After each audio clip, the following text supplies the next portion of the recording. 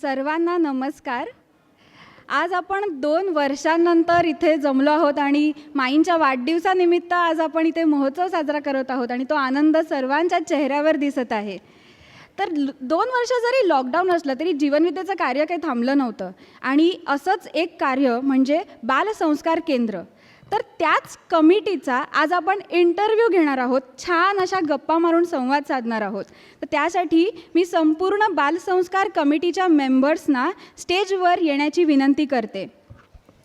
सौ उषा पालकर मॅडम, सौ सुनीता गायकवाड मॅडम, सौ नंदा बांगर मॅडम, सौ सुनंदा माने मॅडम, सौ अनिता मोरे मॅडम, सौ तृप्ती पेडणेकर मॅडम, सौ संध्या सरदार आणि कुमारी स्नेहल दळवी. मी विनंती करते सर्वांनी कृपया स्टेजवर येऊन स्थानापन्न व्हावं.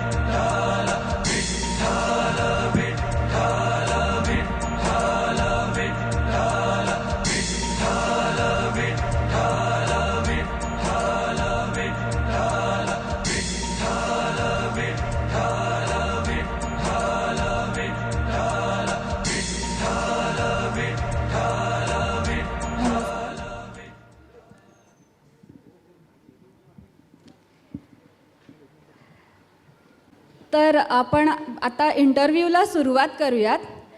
मला सर्वात पहिला प्रश्न हा पालकर मॅडम तुम्हाला विचारायचा आहे. हे बालसंस्कार केंद्राचं जे कार्य आहे, याची जी संकल्पना आहे ती कोणाची आणि त्यामागची प्रेरणा नेमकी काय? सर्वात प्रथम परमपूज्य सद्गुरू माऊली मातृतुल्य माई यांच्या चरणी कोटी कोटी प्रणाम.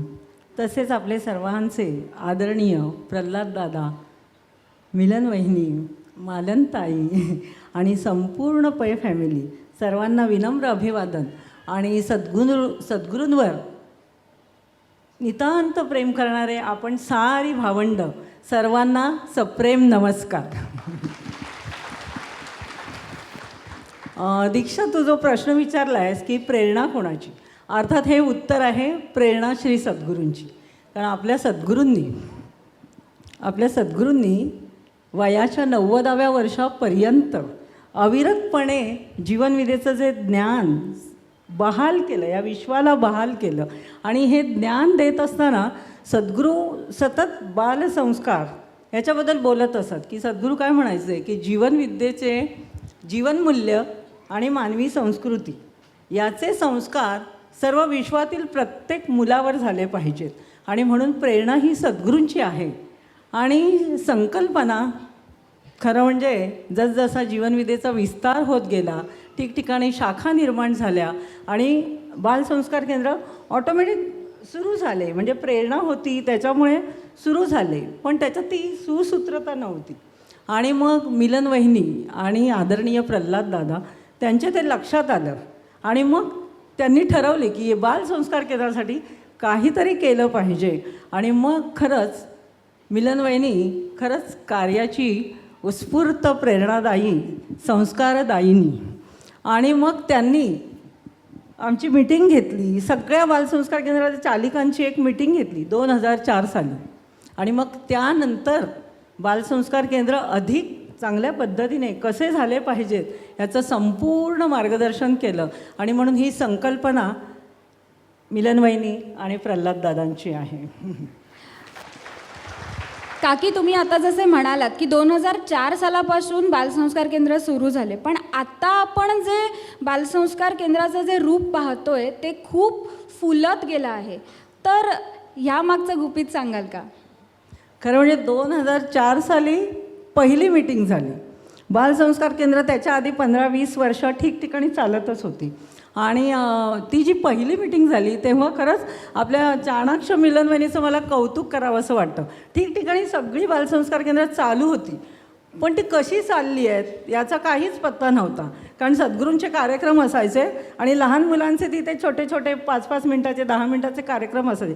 त्याच्यावरून मिलनवहिनीने ओळखलं की बालसंस्कार केंद्रासाठी आपल्याला आकार देण्यासाठी काहीतरी केलं पाहिजे.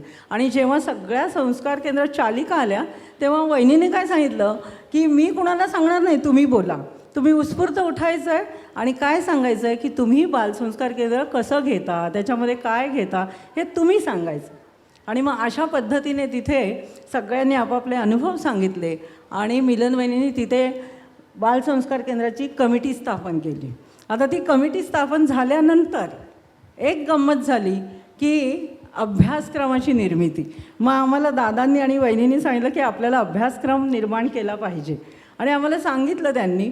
आणि मग पहिला जो अभ्यासक्रम झाला तो कसा झाला ती मला खूप ते सांगावंसं वाटतं. इथे पटापट सांगते की तो अभ्यासक्रम असा निर्माण झाला की छोटे छोटे अमृततुषार, परत आपल्या जीवनविधीची गाणी आणि असे काही विषय होते की ते मुलांना आपण सांगितले पाहिजेत.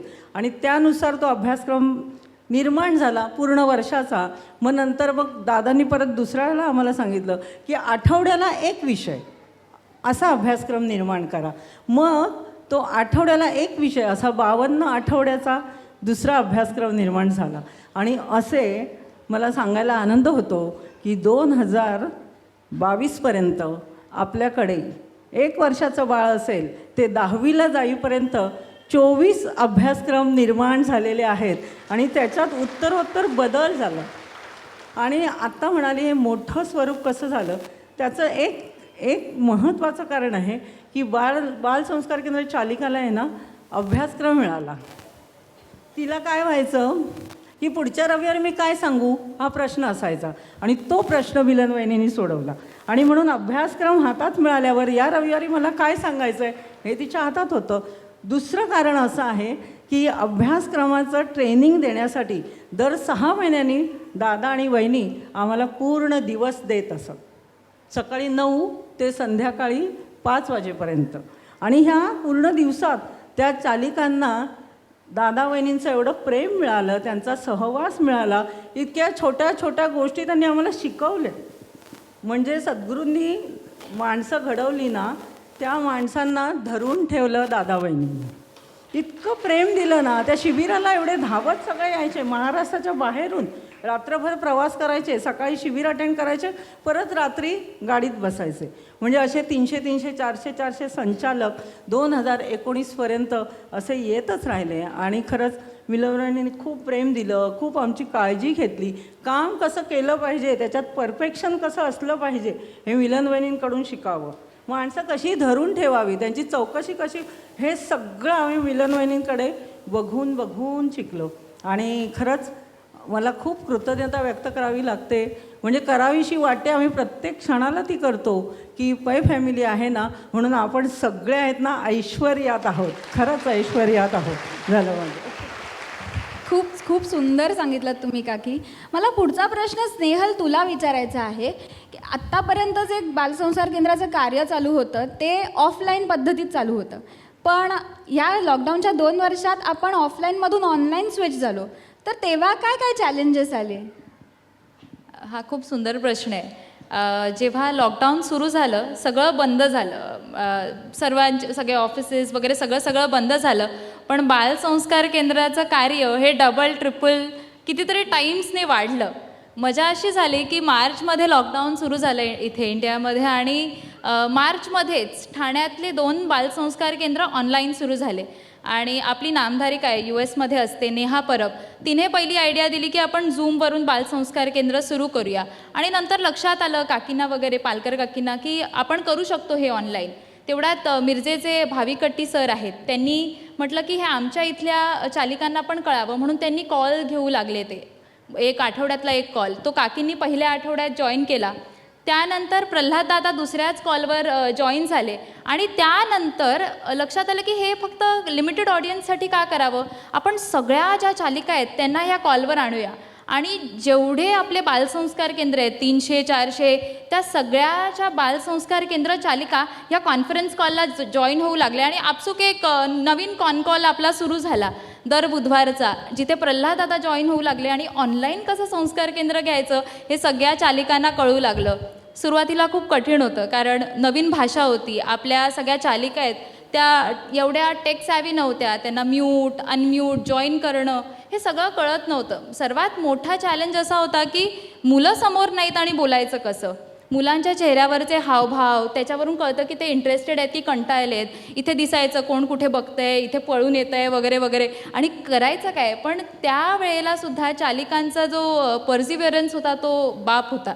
ते शिकल्या, त्यांनी बघितलं, ते शिकत गेल्या, चॅलेंजेस क्वेश्चन्स त्यांनी कॉलवर विचारल्या आणि मग थम्स अप थम्स डाऊन म्हणजे स्वतःच उत्तरं द्यायची. प्रश्न त्यांना विचारायचा, उत्तरासाठी वाट नाही बघायची, सगळे अनम्यूट व्हायचे म्हणून स्वतःच उत्तरं द्यायची आणि तुम्हाला पटलं थम्स अप करा. मग मुलं आपली थम्स अप थम्स डाऊन म्हणजे गोंधळ अवॉइड करून सगळं करून आपण अशा टेक्निक शिकत गेलो आणि एका प्लॅटफॉर्मवर सगळ्यांनी ठरवलं गुगल मीट वापरायचं आणि हे संस्कार केंद्र सुरू झालं. गंमत अशी झाली की जेव्हा आपण शाळेमध्ये घ्यायला लागलो वेगवेगळ्या हेच संस्कार शिक्षण अभियानाच्या रूपात, त्या टीचर्सना पण आपल्या टेक्निक्स एवढ्या आवडल्या, कारण त्यांनीसुद्धा या टेक्निक्स डिस्कवर केल्या नव्हत्या मुलांना कंट्रोलमध्ये आणण्यासाठी.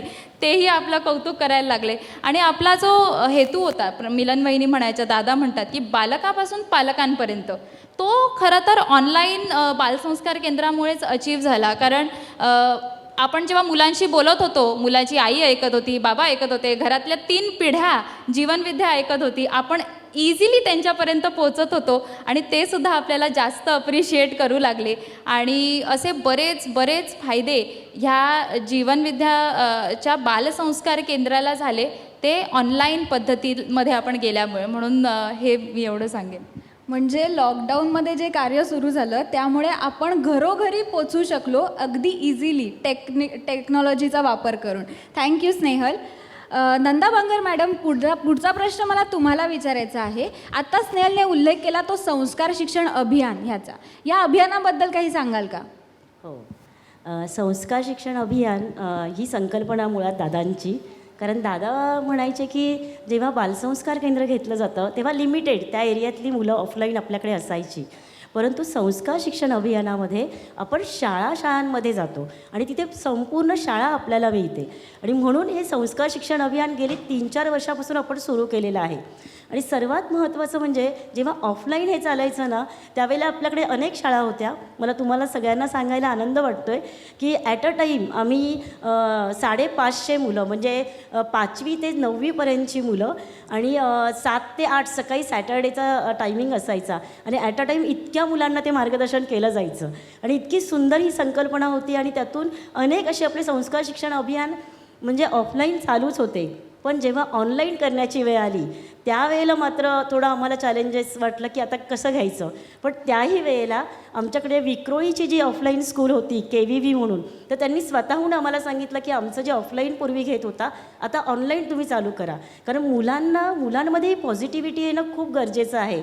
आणि मग हे आम्ही ऑनलाईन 2020-21मध्ये आपण पूर्ण हे ह्या KVV स्कूलमध्ये मराठी मीडियम आणि इंग्लिश मीडियम असे आणि 4 सेशन घ्यायचो, प्रायमरी आणि सेकंडरीचे, मराठी आणि इंग्लिश मीडियमचे. अशा पद्धतीने ते संस्कार शिक्षण अभियान चालू झालं. पण त्यानंतर पुढच्याच वर्षी आपल्याकडे 8 शाळा आल्या. आणि सर्वात महत्त्वाचं म्हणजे या शाळा कशा आल्या, तर जेव्हा काही नामधारकांनी किंवा जे शाळेच्या ओळखीचे होते ते घेऊन आले, त्यानंतर आमची कमिटी जी आहे ती त्या टीचर्सची, प्रिन्सिपल्स किंवा ते संचालक शाळेचे आहेत त्यांच्याबरोबर ऑनलाईन मीटिंग करायची आणि त्यांना नक्की हे संस्कार शिक्षण अभियान काय आहे हे समजावून सांगितलं जायचं. आणि त्यानंतर केव्हा त्या प्रिन्सिपल मॅडम तर दुसऱ्या स्कूलचं जे तेही अटेंड करायच्या आणि त्यानंतर ती स्कूल आपल्याला मिळत गेल्या. 8 स्कूल आणि 16 सेशन आठवड्याला आपले होत होते.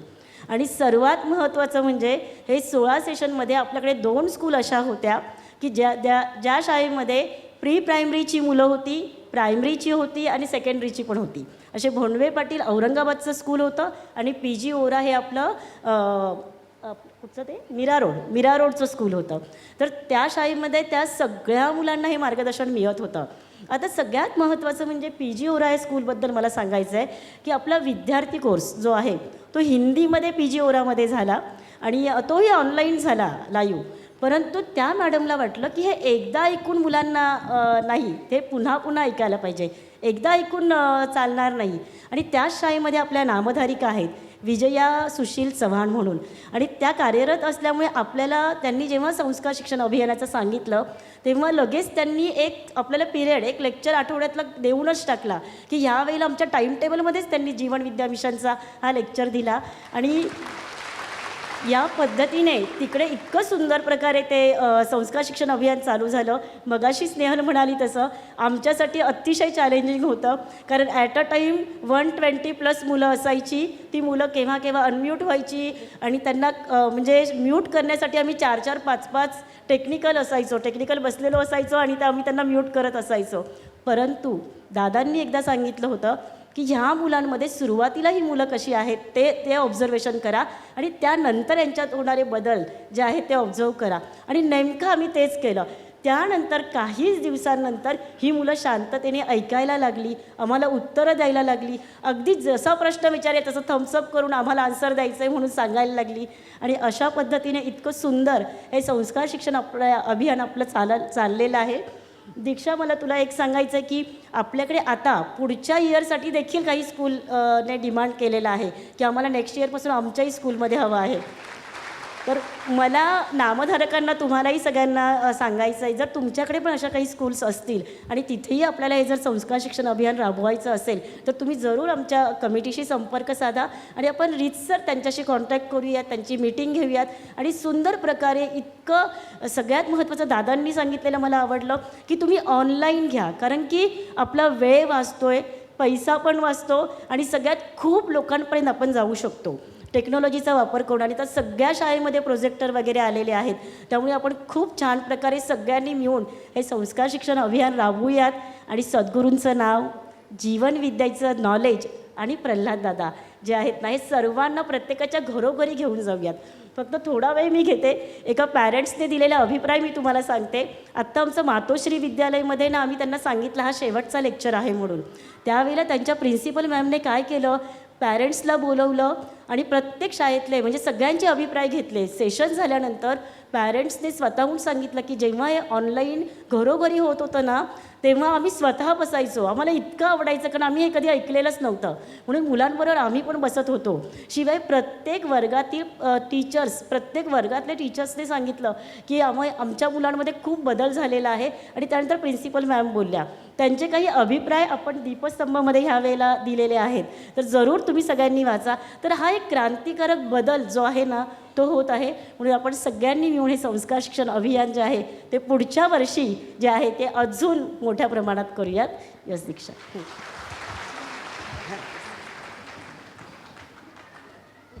मला अजून एक सांगायला आनंद होतो आहे की अमेरिकेमध्ये सुद्धा संस्कार शिक्षण अभियान एका शाळेत सुरू झालं आहे.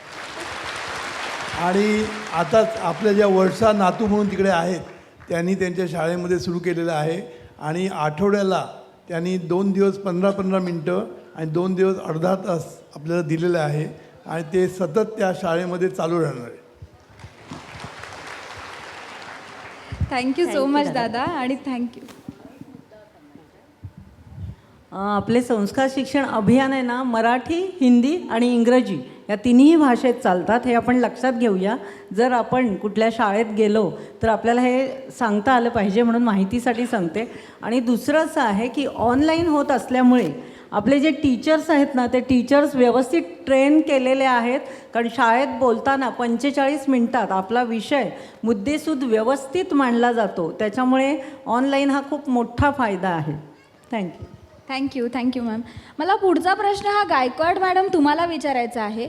संस्कार शिक्षण अभियान हे झालं शाळेतील मुलांसाठी, पण समाजातील इतर घटक जे आहेत किंवा इतर जी मुलं आहेत त्यांच्यासाठी काय काय उपक्रम आहेत त्याबद्दल प्लीज सांगा. खरंच दीक्षा, खूप चांगल्या विषयाचा हा प्रश्न विचारलेला आहेस की आपण हे जे संस्कार शिक्षण अभियान आहे हे शाळांमधून आपण राबवत आहोत, परंतु आपण त्याही मुलांसाठी राबवतो की जी मुलं वंचित आहेत, समाजातले असे घटक आहेत की ज्यांचे आईबाबा म्हणा किंवा कुटुंब हरवलेली आहेत. तर अशा मुलांपर्यंत आपण पोहोचलेलो आहोत. तर ही जी मुलं आहेत ही वेगवेगळ्या प्रकारची आहेत. यातला एक घटक म्हणजे आनंदी बालगृह. ही मुलं कुठली आहेत तर यांच्याकडे काय आहे की आईबाबाच नाहीत किंवा एकल पालकत्व किंवा म्हणजे इतकं त्यांच्या कोविड सिच्युएशनमधून जे आईबाबा ना छत्र हरवलेलं आहे अशा सगळ्यांच्या मुलांना इकडे आणलेलं असतं. आणि या आनंदी बालगृह या ठिकाणी म्हणजे आपण फक्त एकच नाही तर जवळजवळ 9 बालगृहाला जॉईन आहोत. आणि ही जी बालगृह आहेत ही बीड शहरामधली 5 आहेत आणि त्यानंतर लातूरचं एक आहे, त्यानंतर अंबेजोगाईचं एक आहे आणि औरंगाबादचं आहे आणि त्याचप्रमाणे टिटवाळ्याचं एक आहे. आता दुसरा एक प्रकार आपल्याकडे म्हणजे गुरुकुल. गुरुकुल हा प्रकार असा आहे की ऊसतोड कामगार व शेतकऱ्यांची ही मुलं असतात. तर इथे काय असतं की त्यांना खेड्यामध्ये शिक्षण घेता येत नाही म्हणून त्यांची शहरामध्ये राहण्याची आणि शिक्षणाची व्यवस्था केलेली असते, त्याला गुरुकुल असं म्हटलं जातं. त्यानंतर आपण दुसऱ्या एका घटकासाठी काम करतो ते म्हणजे निरीक्षणगृह. शासकीय निरीक्षणगृहामध्ये इथली मुलं कशी असतात तर गुन्हेगारी स्वरूपाकडे वळलेली किंवा अशी मुलं की ज्यांच्यामध्ये सुधारणा करणं खूप गरजेचं असतं कारण समाजासाठी त्यांची वागणूक घातक असते. अशा मुलांना या ठिकाणी आणलेलं असतं. अशा ह्या विविध प्रकारच्या मुलांसाठी आपण हे संस्कार शिक्षण अभियान ऑनलाईन राबवत आहोत. आता या वर्ष झालं या उपक्रमाला. याचा परिणाम काय झाला तर आनंदी बालगृहाचे जे संचालक आहेत ते आपल्याला प्रतिक्रिया देताना काय सांगतात की आम्ही अनेक वर्ष या मुलांसाठी काम करत आहोत. हे जे काम करताना आमचा नक्कीच हेतू हा होता की मुलांना चांगले संस्कारसुद्धा मिळाले पाहिजेत कारण सगळ्या व्यवस्था ते देतच आहेत परंतु संस्कारसुद्धा मिळाले पाहिजेत. परंतु आम्ही अनेक वर्ष काम करूनही आम्हाला जो रिझल्ट दिला नाही तो ह्या 1 वर्षामध्ये आमच्या मुलांना अपेक्षित बदल तुम्ही करून दिला. आता त्यांनी पुढे आपल्याला सांगत आहेत की या मुलांमध्ये सहकार्याची भावना, त्याचप्रमाणे मोठ्यांचा आदर करणं, सर्वांप्रती कृतज्ञता व्यक्त करणं. कृतज्ञता ह्या मुलांमध्ये एवढी आलेली आहे. एक छोटासा प्रसंग सांगावासा वाटतो की छोटीशी मुलगी 3रीत असणारी ही जेव्हा झाडाचं फूल तोडते तेव्हा त्या झाडाशी बोलते. ती काय म्हणते की सॉरी मला ना तुझं फूल तोडावं लागतंय परंतु थँक्ससुद्धा कारण तू मला फूल देतोस. म्हणजे हा जो घडलेला बदल हे संचालक अनुभवतात तेव्हा ते काय म्हणतात आमचं काम तुम्ही एवढं सोपं केलं आहे की आम्हाला फक्त आता व्यवस्थाच या मुलांना द्यायची आहे. त्यानंतर आपल्याला गुरुकुलचे संचालक त्यांची प्रतिक्रिया देताना काय सांगतात की तुम्ही मुलांमधला वाद घालवला आणि संवाद निर्माण केला.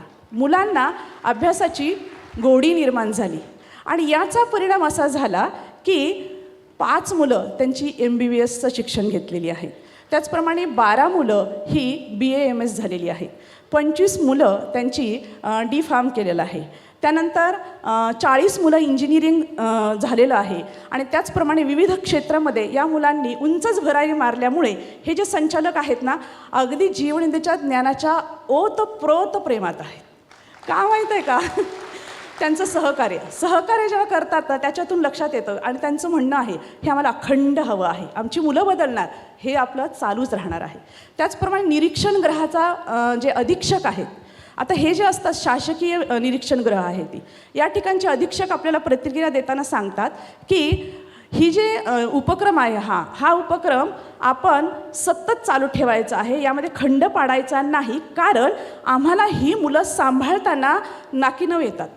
कारण ते जी मुलं पळून जाणं त्यांचं प्रमाण, खोड्या करणं, मारामाऱ्या करणं, तिथलं बालगृहातलं वातावरण अतिशय म्हणजे आपण थांबू शकत नाही 5 मिनिटसुद्धा. अशा ठिकाणी आणखी एक मला सांगावंसं वाटतं की याच बालगृहामध्ये शासकीय निरीक्षणगृहामध्ये कस्टडी ज्या मुलांना झालेली अशी सुद्धा मुलं असतात आणि अशा मुलांसाठी सुद्धा आपण जीवनविद्येचं ज्ञान देण्याचा प्रयत्न केलेला आहे. पुढे ते काय सांगतात की या मुलांमध्ये एवढा बदल इतका झपाट्याने होतो आहे की आम्हाला एरवी त्यांना पुस्तक म्हणा पुस्तकांचा आदर करणं काही माहीत नव्हतं परंतु या मुलांना अभ्यासाची गोडी लागली आणि याचा परिणाम असा झाला की आज आपल्या ठिकाणी या बालगृहामधून एक मुलगा तुषार बडे हा जो आहे 9वीला असताना आपल्या ह्या जीवनविद्येच्या ज्ञानाच्या संपर्कात आला आणि आता तो नागपूर या ठिकाणी MBBSच्या 3ऱ्या वर्षाला आहे. म्हणजे हा जो प्रचंड बदल आहे हे सगळं सद्गुरूंच्या ज्ञानाला ह्याचं श्रेय जातं.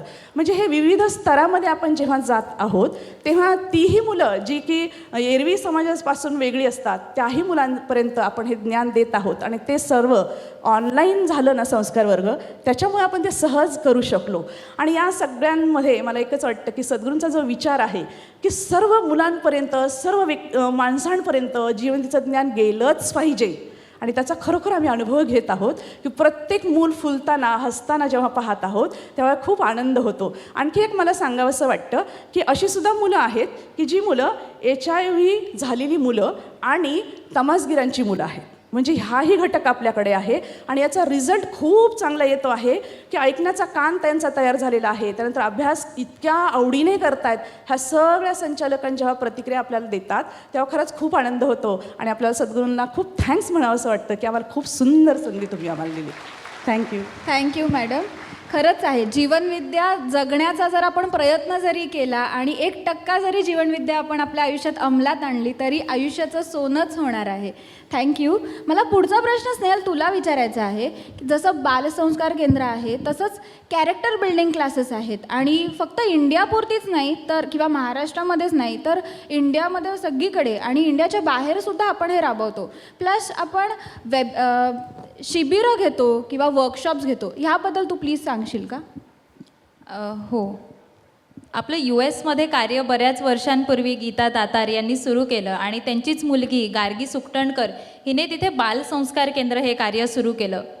हे कार्य वेगवेगळ्या ठिकाणी सुरूच होतं आणि 2017मध्ये ऑनलाईन पद्धतीने तिथे हे कार्य सुरू झालं. बरेचसे टीचर्स इथून आणि काही टीचर्स तिथून हे संस्कार केंद्र घेत होते आणि आता ते बरेच बॅचेस तिथे सुरू आहेत. तेच आपण इथेही करण्याचा प्रयत्न केला कारण दादांनी आपल्याला मोठा विचार दिला आहे. ते म्हणाले की वर्ल्ड इज माय बालसंस्कार केंद्र. तर माझं बालसंस्कार केंद्र पूर्ण वर्ल्डमध्ये असलं पाहिजे आणि त्याआधी पूर्ण इंडियामध्ये असलं पाहिजे आणि फक्त मराठी बालसंस्कार केंद्र असेल तर आपण इंडियामध्ये सर्व मुलांपर्यंत कसे पोचणार. म्हणून आपण इंग्लिश आणि हिंदी या भाषांमधून बालसंस्कार केंद्र सुरू केलं आणि आता आपले 3 इंग्लिश बॅचेस आणि 1 हिंदी बॅच आहे. आणि सांगायला आनंद होतो की ह्या बॅचेसमध्ये आपल्याकडे फक्त कोणीही मराठी नसतात, कोणीही जीवनविद्येचे नामधारक नसतात. आपण नॉन नामधारक नॉन महाराष्ट्रीयन लोकांपर्यंत ह्या इंग्लिश आणि हिंदी संस्कार केंद्रातून पोचतो. आपण फेसबुक आणि इंस्टाग्रामचा पण खूप छान उपयोग केला ॲड्स करण्यासाठी या बालसंस्कार केंद्राच्या आणि मेट्रोजना टार्गेट केलं. त्यामुळे आपल्याला इंदोर, कोलकाता, दिल्ली, चेन्नई अशा ठिकाणाहून वेगवेगळ्या लोकांनी ह्या संस्कार केंद्रांना जॉईन केलं आहे. एवढंच नाही तर ऑस्ट्रेलिया, श्रीलंका इथूनसुद्धा मुलं नियमितपणे आपले इंग्लिश आणि हिंदी बालसंस्कार केंद्र जॉईन करतात आणि त्यांच्या पालकांना आपसूक जीवनविद्येची ओढ लागलेली आहे. इतर वेळी आपण त्यांना जर सांगायला गेलो जीवनविद्येची ओळख करून द्यायला गेलो तर ते ॲक्सेप्टन्स कमी असतो, पण मुलांथ्रू ते आलेत आणि ते चिकटलेत जीवनविद्येला. हा आनंद आहे. आणि दुसरं म्हटलं तर एक सुवर्णसंधी या लॉकडाऊनमध्ये आपल्याला मिळाली ती म्हणजे आम्ही परिवार ही जी संस्था आहे त्यांचे मराठी मंडळ वेगवेगळ्या देशात आहे, जवळजवळ 16 देशांमध्ये. त्यांनी आम्ही गोस अशी ग्लोबल ऑनलाईन स्कूल सुरू केली की परदेशस्थ भारतीय जे आहेत त्यांच्या मुलांची भारतीय संस्कृतीशी नाळ जोडून राहावी म्हणून हे ग्लोबल ऑनलाईन स्कूलमध्ये वेगवेगळे विषय शिकवले जातात. दर आठवड्याच्या वीकेंडला हे असतं. त्याचा संस्कार वर्ग जीवनविद्या मिशन घेत असते. दर आठवड्याला आपण ग्लोबली हे संस्कार केंद्र घेतो. 16 देशांमधली मुलं कनेक्ट होतात आणि तिथे आपण हे जीवनविद्येचे संस्कार देत असतो. त्या व्यतिरिक्तसुद्धा बरेचसे मराठी मंडळांनी आपल्याला अप्रोच केलं, बऱ्याचशा कंपनीज ऑर्गनायझेशन्सनी आपल्याला अप्रोच केलं की आमच्या एम्प्लॉईजच्या मुलांसाठी आम्हाला वर्कशॉप पाहिजे, 2 दिवसाचं 3 दिवसाचं वर्कशॉप पाहिजे. तर त्यावेळी आपलं बालसंस्कार केंद्रामध्ये कितीतरी करिक्युलम वगैरे होते. म्हटलं हो वर्कशॉप तर आपण नक्कीच करू शकतो. आणि असे शॉर्ट ड्युरेशन 2 तासाचे ओव्हर 3 डेज ओव्हर 2 डेज असे आपण वर्कशॉप्स पण डिलिव्हर केले. आणि इंटरेस्टिंग टॉपिक्सवर ladder to little leaders, wearing the wisdom hat असे सुंदर सुंदर विषय घेऊन, छोटे छोटे विषय घेऊन, स्टोरीज, ॲक्टिव्हिटीज आणि फुल असं मजेने भरलेले असे वर्कशॉप्स पण आपण डिलिव्हर केले जे लोकांना खूप खूप आवडले. म्हणजे वेगवेगळ्या पद्धतीने आपण हे लोकांपर्यंत पोचलो. Thank you so much Snehal. Palkar madam, मला तुम्हाला एक शेवटचा प्रश्न विचारायचा आहे. तो म्हणजे आता हे कार्य इतकं छान चाललं आहे आणि इतकं मोठं होत आहे, तर तुम्ही सर्वांना काय आव्हान कराल ह्याबद्दल? सर्वांना एकच आवाहन करेल की सद्गुरूंनी आपल्याला एवढी सुंदर संधी दिली आहे की स्वतः सुखाने जगून सर्वांना सुख आनंद वाटूया. आता पण ह्या ज्या सगळे जे उपक्रम सांगितले त्याच्यामध्ये आपल्या प्रत्येकाचा सहभाग हवा आहे असं आम्हाला वाटतं. कारण आपल्या शेजारी आपल्या जवळ शाळा आहेत, त्या शाळांना आपण तुम्हाला सगळी मदत ही टीम करेल. आमची टीम एवढीच नाही आहे. आमच्या टीममध्ये टेक्निकल जवळजवळ 30-32 बच्चे आहेत, म्हणजे जे शिक्षण घेत आहेत आणि आम्हाला मदत करत आहेत. परत अजून खूप सारे युवा आहेत की जे लेक्चर द्यायला शिकतायत अजून, कारण आम्ही फक्त ही प्रातिनिधिक स्वरूपावर तुम्हाला दिसत आहोत. त्याच्यामुळे तुम्ही कितीही शाळा आणल्यात तरी आपली टीम आम्ही अजून सक्षम करणार आहोत. दुसरं असं की आपल्या शेजारी आपल्या ओळखीचे इतर भाषिक जे आहेत त्यांना तुम्ही आपल्या बालसंस्कार केंद्राच्या लिंक देऊ शकता की मराठीतून हिंदी, इंग्रजी तिन्ही भाषेत सध्या ते सुरू आहेत. त्याच्यामुळे आपल्याला कुठल्याही प्रकारची अडचण येणार नाही. आणि म्हणून आम्हाला एकच आव्हान करावं असं वाटतं की प्रत्येकाने आपण ठरवूया की मी ज्या मुलाला बघेन त्याला जीवनविद्येचे बालसंस्कार देण्याचा प्रयत्न करेन. आणि खरंच की सद्गुरू पाठीशी आहे तो, की आपण फक्त एक पाऊल कसले सद्गुरू तिथे पोहोचलेलेच आहेत. आणि म्हणून आपण हे सगळ्यांनी प्रयत्न करूया. आणि आपलं जे ध्येय आहे की हे जगसुखी व्हावे आणि हिंदुस्थान राष्ट्राच्या प्रत्येक मोठमोठ्या पदावर आपले सगळे स्टुडंट असे जाऊन बसले पाहिजेत की भारताचं जे सगळं जे एवढं व्यवस्थित कसं चाललं आहे हा प्रश्न पडला ना तर ते विचारतील, तरीच हा जीवनविद्येचा आहे. आणि आपल्याला असं काम करायचं आहे. सद्गुरू आपल्याला पाठीशी आहेत.